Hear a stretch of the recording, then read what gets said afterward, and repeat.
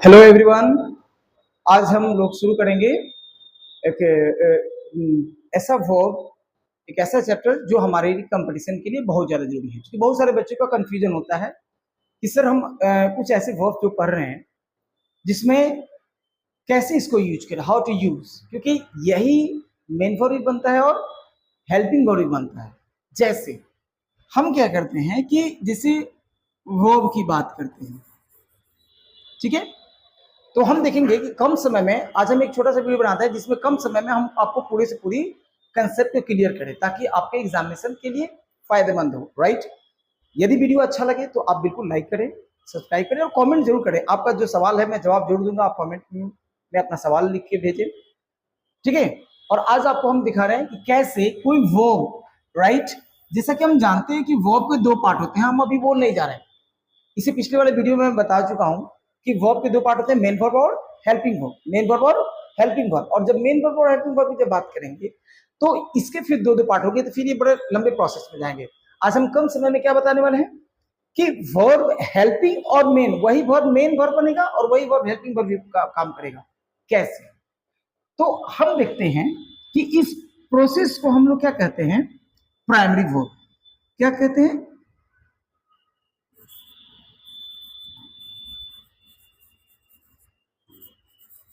Primary verb, यानी primary verb होता है। राइट। अब आपको मालूम चल गया होगा कि प्राइमरी वर्ब जो होता है ना, इसको दो पार्ट में बांटते हैं। एक होता है, राइट, इसको तीन पार्ट में बांटते हैं, verb to be, verb to have, verb to do. Right. चलिए पहले देखते हैं कि हम प्राइमरी वर्ब्स को हम लोग देखेंगे कि ये क्या काम करता है। यानी एक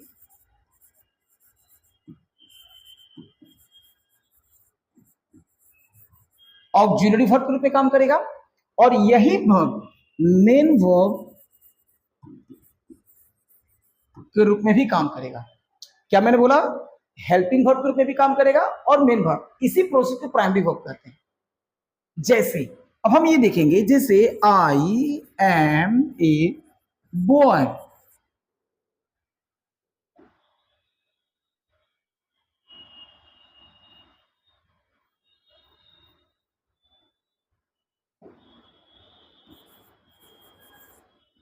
राइट। यहां देखिए तो एम क्या है, मेन वर्ब है। और मैंने क्या बोला था कि मेन वर्ब जब वाक्य में अकेले कोई भी वर्ब आए, किसी प्रकार का वर्ब, उसे मेन वर्ब कहते हैं।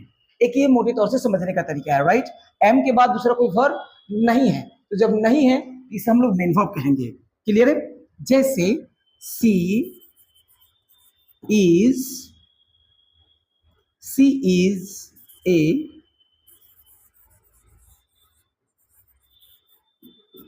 जरा देखिए तो इज क्या है, इसमें मेन वर्ब है कि नहीं है? क्योंकि इस वाक्य में अकेले आया है ना, तो जब ये अकेले आया है तो आप ये मान लें कि ये इज यहाँ मेन वर्ब है।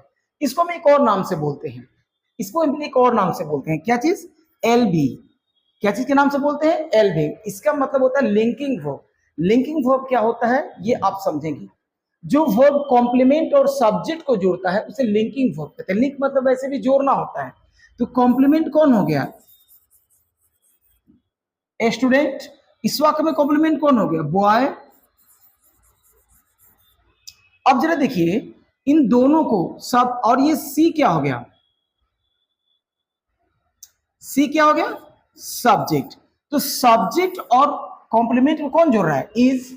तो ये जब जोड़ने काम करेगा इसे हम लोग क्या कहेंगे? लिंकिंग वर्ब भी कहेंगे।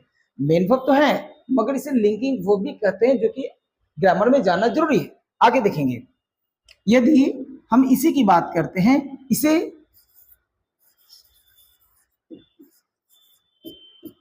स्टेटिव वर्ब भी कहेंगे। क्या कहेंगे? Stative verb. यानी हम इसे स्टेटिव वर्ब के रूप में कह सकते हैं। कैसे? और स्टेटिव क्या होता है? जो सब्जेक्ट के स्टेट को बताता हो, अवस्था की बात करता हो। यानी सी इज अ स्टूडेंट, यानी वो कुछ और नहीं है, सिर्फ स्टूडेंट है। तो जब वो स्टूडेंट है तो उसकी अवस्था, यानी सी सब्जेक्ट है, सब्जेक्ट की अवस्था को क्या बताए? स्टूडेंट। कौन? इज। इज क्या है? एक लिंकिंग वर्ब है, मेन वर्ब इसे कह सकते हैं, साथ साथ इसे हम लोग स्टैटिक वर्ब भी कहते हैं। क्या कह सकते हैं? स्टैटिक वर्ब एम भी है, स्टैटिक वर्ब एम भी है। क्लियर है? और देखिए एग्जांपल और देखना है। राइट। अब हम देखेंगे कि यही एम मेन वर्ब कैसे बनेगा, यही है main verb, sorry helping verb कैसे बनेगा, हेल्पिंग वर्ब कैसे बनेगा, राइट।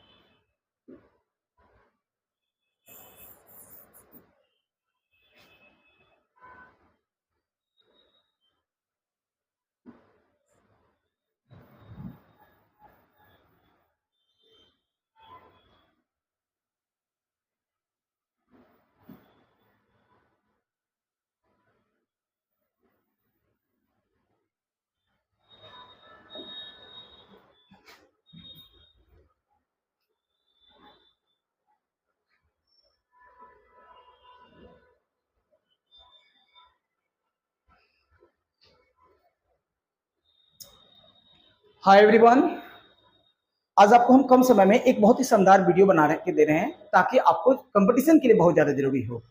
वो वीडियो है कि कोई वर्ब मेन वर्ब भी बन सकता है और हेल्पिंग वर्ब भी। कैसे मेन वर्ब भी बन सकता है और हेल्पिंग वर्ब भी, कैसे, ये देखिए।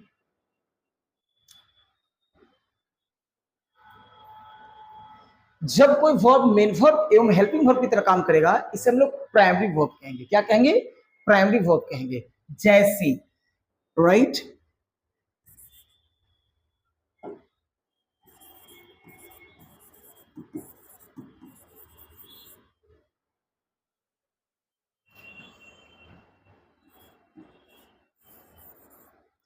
ऑक्सिलरी वर्ब और मेन वर्ब। क्लियर है? अब हम ये देखिए कोई वर्ब ऑक्सिलरी या मेन वर्ब कैसे बनता है, किस अवस्था में बनता है, हमको ये देखना है। जैसे यदि मैंने ये बोला कि I am A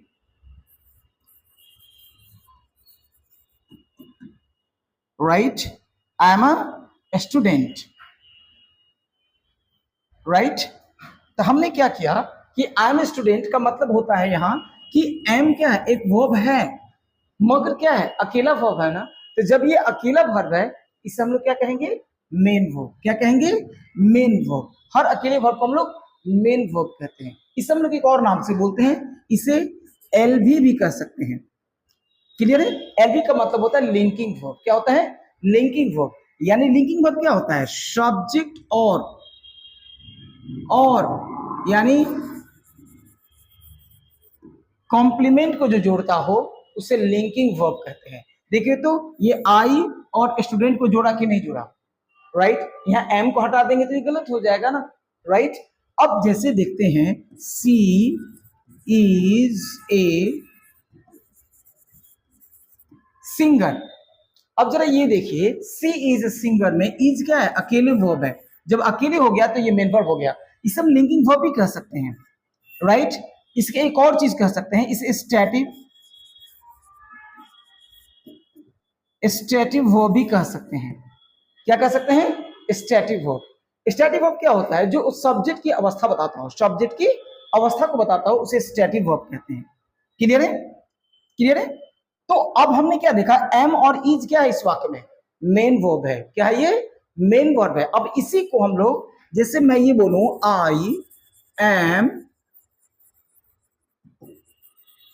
teaching now, मैं अभी पढ़ा रहा हूं। अब जरा गौर कीजिए तो इस वाक्य में एम भी वर्ब है और टीचिंग भी वर्ब है। तो अब टीचिंग क्या हो गया? मेन वर्ब, और एम क्या हो गया? Auxiliary verb. यही एम यहां पर क्या है? मेन वर्ब है। यही एम क्या है यहां? Main verb. और यहां क्या हो गया? हेल्पिंग वर्ब, यानी इसे ऑक्सिलरी कहते हैं। जैसे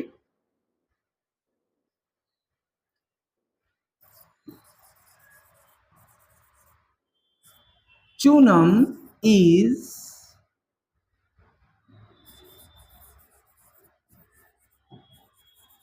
लर्निंग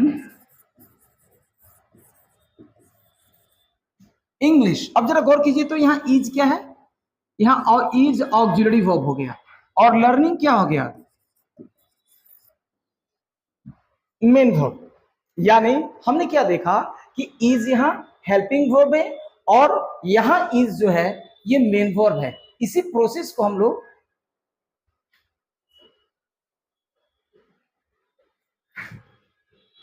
इसी प्रोसेस को हम लोग क्या कहेंगे, प्राइमरी वर्ब। क्या कहेंगे, प्राइमरी वर्ब। कोई दिक्कत है, क्लियर है? जैसे और हम आपको दिखा रहे हैं एग्जाम्पल, और देखिए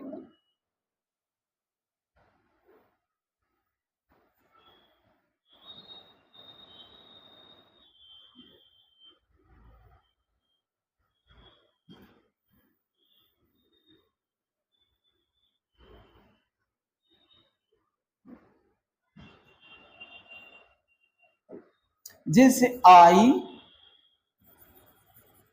हैव ईटन, मैं खा चुका हूं। अब जरा देखिए तो इस वाक्य में हैव क्या है, हेल्पिंग वर्ब है। मगर यहीं पे मैं ये बोलूं I have a car,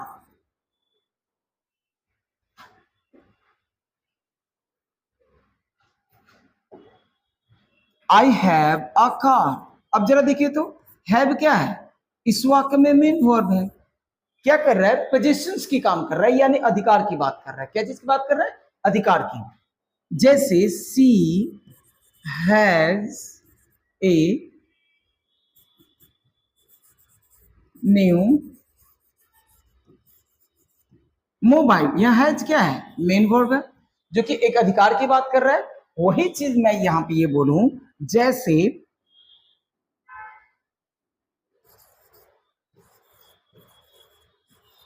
others has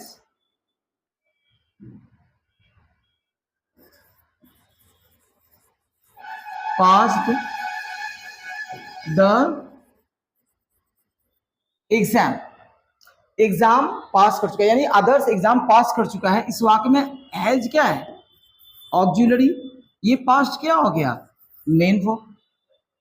clear है? इस प्रोसेस को हम लोग प्राइमरी वर्ब कहते हैं, राइट? यानी वैसे वर्ब जो हेल्पिंग वर्ब भी बन जाता हो और मेन वर्ब के रूप में भी काम करता हो, इस वर्ब को हम लोग क्या कहेंगे, क्या कहेंगे, प्राइमरी वर्ब। क्लियर है? कोई दिक्कत नहीं है? कैसा लगा वीडियो, बिल्कुल कमेंट करना ना भूलें। आप अपना राय दें और कोई क्वेश्चन भी दें, ताकि मैं आपको अगले वीडियो में नए तरीका से बना के दूं, राइट? मिलते हैं अगले वीडियो में। Till then good luck and जय हिंद। Thank you.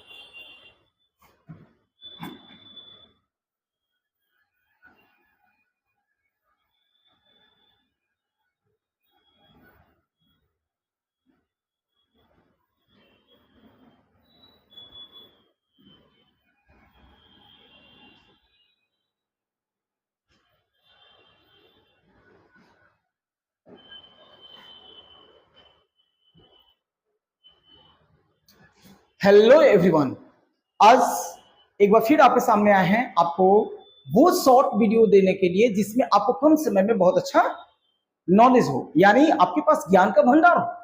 कैसे हम देखते हैं, चलिए आज आपको सामने एक हम टेक्निक बता रहे हैं, ठीक है? वो टेक्निक जो आपके एग्जामिनेशन में कई सारे क्वेश्चन पे एक बार में सॉल्व करेगा, right?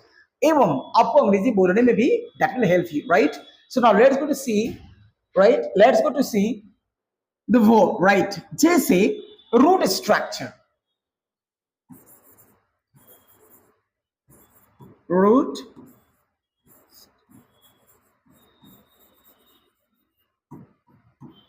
Root structure, root structure का मतलब होता है कि हम आपके सामने एक रूट बनाएंगे जिसकी कई सारे ब्रांचेज होंगे, राइट? और आपको देखने को नया तरीके से मिलेगा कि एक स्ट्रक्चर से हम कई सारी चीजों को एक्सप्लेन कर सकते हैं। We can explain several sentences through one structures, right? Clear? जैसे यदि मैं ये बात बोलूं, जैसे वाज या वर्ड की बात करूं, राइट? जब हम वाज वर्ड की बात करते हैं तो माय डियर, ये वाज वर्ड अभी मैं कुछ देर पहले मैंने बताया था कि ये क्या हो सकता है, ये एक प्राइमरी वर्ब है। क्या ये एक प्राइमरी वर्ब है? जब ये प्राइमरी वर्ब है तो ये कैसे कैसे वाक्य में काम करेगा?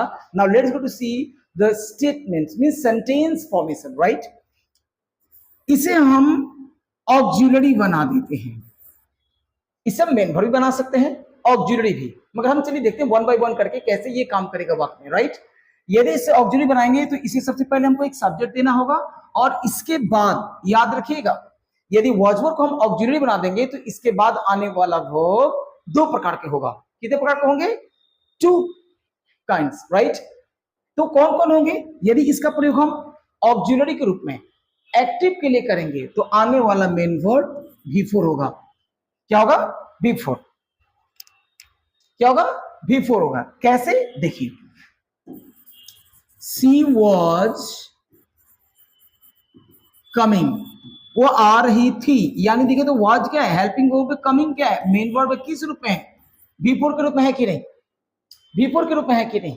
तो हमने क्या देखा, ये एक्टिव फॉर्मेशन है पास्ट कंटिन्यूअस का। जैसे है ना, जैसे दे वर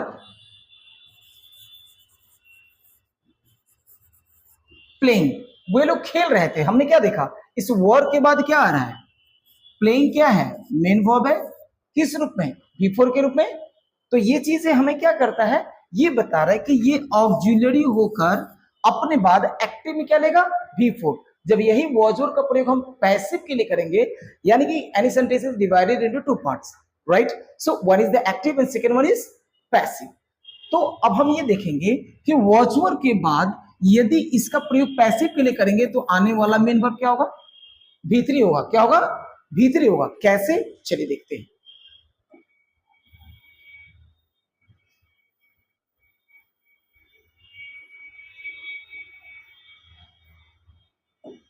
क्लियर है?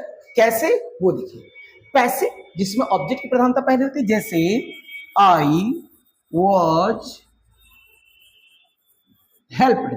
देखिए तो वॉज के बाद वर्ब किस रूप में आया? मेन वर्ब V3 के रूप में आया कि नहीं आया? तो ये हो गया ऑक्सिलरी। क्या हो गया? ये ऑक्सिलरी। कोई दिक्कत नहीं है। तो इस प्रोसेस को हम लोग क्या कहते हैं? Auxiliary, right. ये ऑक्सिलरी वर्ब हो गया, जो कि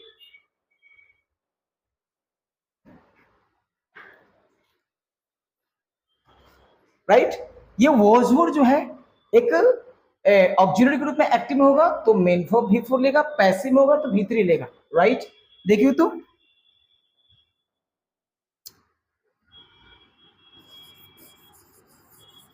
दे वर नॉट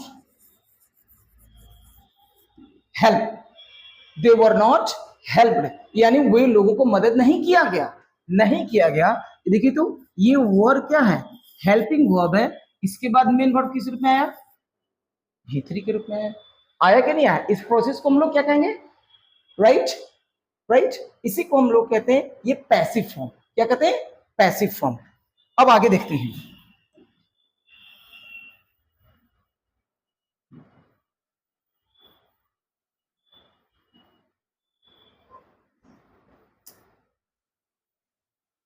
यदि हम वर्ब का प्रयोग हम V4 V3 के लिए नहीं करेंगे तो इसके बाद एक रास्ता और है, नाउन प्रोनाउन या एडजेक्टिव के रूप में आएगा। जब नाउन प्रोनाउन एडजेक्टिव के रूप में आएगा तो माय डियर याद रखिएगा ये मेन वर्ब बन जाएगा। जैसे अभी कुछ देर पहले मैंने एग्जांपल दिया, आपको समझ में आ रहा होगा। जैसे शी वॉज ब्यूटीफुल गर्ल, ये आप देख रहे हैं ना, ये आपको क्या लगा यहाँ पे? अब यही वॉज के बाद यहाँ क्या आ गया? Complement, right. तो ये क्या हो गया? मेन वर्ब हो गया, राइट, है ना। तो जब मेन वर्ब कब हुआ? जब ये अपने बाद कॉम्प्लीमेंट ले रहा है। ऑक्सिलरी वर्ब कब हो रहा है? जब अपने बाद कोई V4 या V3 लेगा। V4 V3 के अलावा दूसरा कोई वर्ब आएगा भी नहीं, कोई वर्ब नहीं आएगा, ये भी दिमाग में रखना है, राइट। जैसे वी वर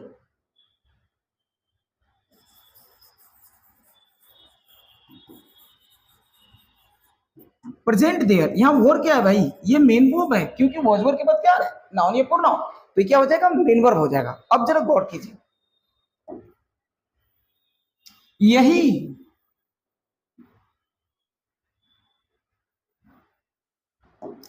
यही वर्ब अपने बाद और क्या ले सकता है? राइट। वर्ब को क्या चाहिए? Right, clear. अगर जब V4 V3 आएगा तो ठीक है, नहीं आएगा तो क्या दिक्कत है? अब हमको ये देखना, अगर जो मैं इसके बाद V1 दूं तो क्या वर्ब के बाद कभी V1 आता है क्या? कभी पढ़ा है क्या? कभी नहीं। इसके बाद अब जो कभी भी वर्ब आएगा तो या तो V4 या तो V3। यदि मैं V1 ला दिया तो कभी संभव नहीं है। मगर बट जरा गौर करने वाली चीज है, जब वॉजवर के बाद यदि हम V1 देते हैं तो संभव नहीं है। मगर एक चीज है, ये कहता है कि मेरे बाद V1 मत देना कभी। मैं यदि इसको 2 दे दूं, 2 राइट, तो 2 के बाद ये वॉजवर को कोई दिक्कत नहीं हो रही है, तो 2 के बाद आने वाला वर्ब क्या होता है? V1 ही होता है। ये तो मालूम ही होगा ना। जैसे she was to come, वो आने वाली थी। सी वॉज टू कम, देखिए तो वॉज के बाद क्या आ गया? To come. टू कम को क्या कहेंगे? इंफिनिटिव है ये। क्या ये? इंफिनिटिव।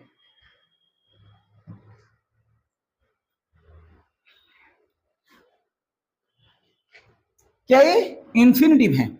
अब यहां पे एक और देखेंगे, जैसे वी वर टू प्ले, हम लोग खेलने वाले थे, यानी क्या है? वर के बाद क्या आ रहा है? To play. टू प्ले क्या है? इंफिनिटिव है, राइट? इंफिनिटिव है ना कमाल? ये चीजें में समझना होगा। जैसे वो आने वाली थी, सी वॉज टू कम, वो जाने वाला था, ही वॉज टू गो, मैं तुम्हें बुलाने वाला था, I was to call you, वे लोग यहाँ आने वाले थे, they were to come here, मैं उसे मदद नहीं करने वाला था, I was not to help him, वे लोग तुम्हें मदद नहीं करने वाले थे, they were not to help you. ये सारी चीजें हम ऐसी तरह से बना सकते हैं। अब देखिए, इस टू को क्या चाहिए? V1 चाहिए ना, तो देना दीजिए। 2 को V1 देंगे तो B भी आ जाएगा और है भी आ जाएगा। आपने क्या देखा कि 2 के बाद V1 आएगा तो एक एक्शन के रूप में आएगा, और यहाँ B भी तो V1 है ना, मालूम है ना, B भी तो V1 है। तो इसके बाद दो तरह के फॉर्म आएंगे, या तो वर्ब आएगा तो सिर्फ V3 आएगा और कोई नहीं, राइट? वरना नाउन, प्रोनाउन या एडजेक्टिव आ जाएगा। आपको क्या करना है कि इस प्रोसेस को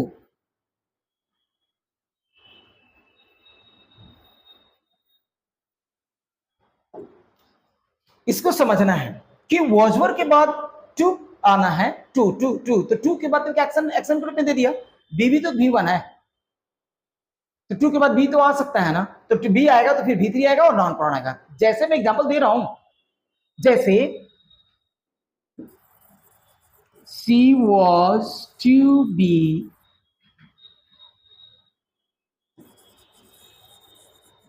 helped, उसे मदद किए जाने वाला था, यानी टू बी, ये देखिए टू और बी, उसके बाद क्या है? मेन वर्ब V3 के रूप में, उसकी मदद किए जाने वाला था, राइट? उसकी मदद होने वाली थी। जैसे I was to be called, मुझे बुलाया जाने वाला था, मुझे बुलाया जाने वाला था, यानी क्या देखा गया? ये एक इंफिनिटिव पैसिव है।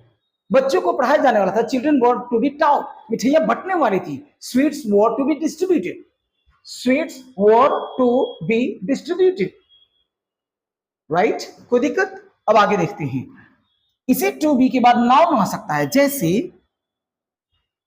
आई was to be a singer, मैं गायक बनने वाला था राइट? गला साफ कर रहा हूं, ठीक है? तो मैं क्या बोला? मैं एक गायक बनने वाला था। मैं बात पहले की बोल रहा हूं, पहले मेरी आवाज ठीक थी, मैं एक गायक बनने वाला था, यानी I was to be a singer, यानी मैं गायक बनने वाला था। अब आप देखिए बी के बाद क्या आ रहा है? नाउन आ रहा है। ये कब की बात कर रहा है? बीते समय में, जब कोई व्यक्ति कुछ बनने या होने वाला था, राइट? क्लियर? क्लियर? वे लोग मेरे मित्र बनने वाले थे, they were to be my friends. मैं डॉक्टर बनने वाला था, I was to be doctor. वो नेता नहीं बनने वाली थी, she was not to be leader, right? Nitish मुख्यमंत्री नहीं बनने वाले थे, Nitish was not to be chief minister, right? ये सब क्या बताएगा? बीते समय के बारे में। अब हम आखिरी यहां देखते हैं, टू के बाद यहां पे आ जाएगा तो दो चीज, यहां टू हैव के बाद दो चीज आएगा, एक्शन आएगा तो V3 के रूप में, नहीं तो फिर नाउन या प्रोनाउन। नाउन या प्रोनाउन कैसे, वो देखिए।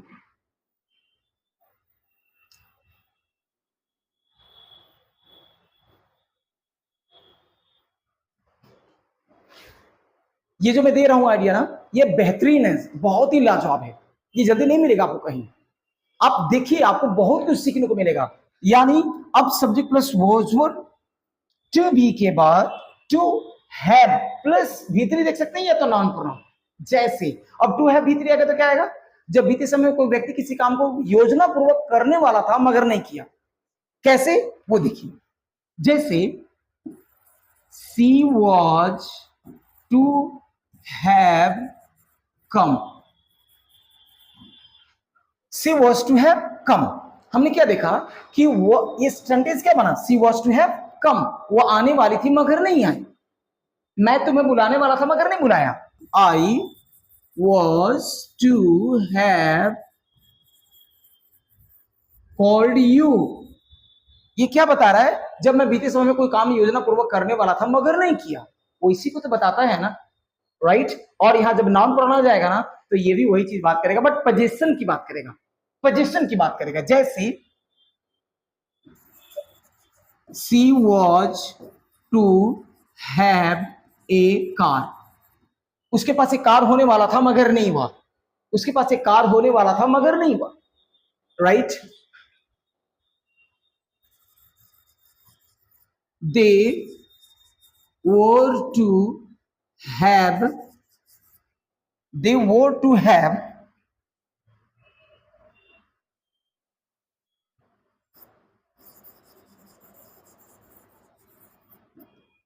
कंप्यूटर, वो लोग के पास कंप्यूटर होने वाला था मगर नहीं हुआ। ये कैसा लगा वीडियो आज आपको, मैंने ये रूट स्ट्रक्चर बताया।